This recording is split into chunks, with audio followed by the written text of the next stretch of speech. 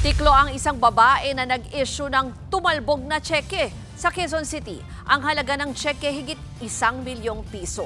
Yan at iba pa sa report ni Hannibal Talete.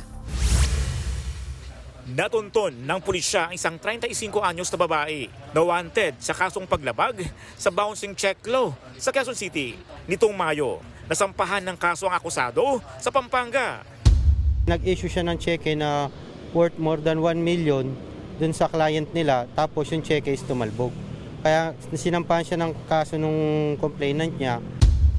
Giit ng babae, hindi naman siya nagtago at alam niyang may arrest warrant sa kanya. Pero tikom siya kaugnay sa kanyang kaso. No comment. Dadalhin siya sa Pampanga para sa return of warrant.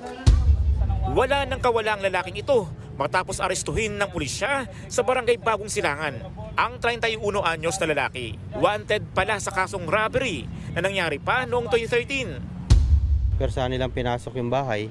Kaya na-found out nung complainant na yung bahay nila is pinasok at na-verify sila nung mga under investigation sila nung during that time, noong 2013, at na-identify at naturo sila ng mga witnesses. Ayon sa pulisya, 3 lalaki ang sangkot noon sa krimen na sinampahan ng kaso. Agad namang nakalaya ang suspect matapos pagpiyansa ng 1,000 piso.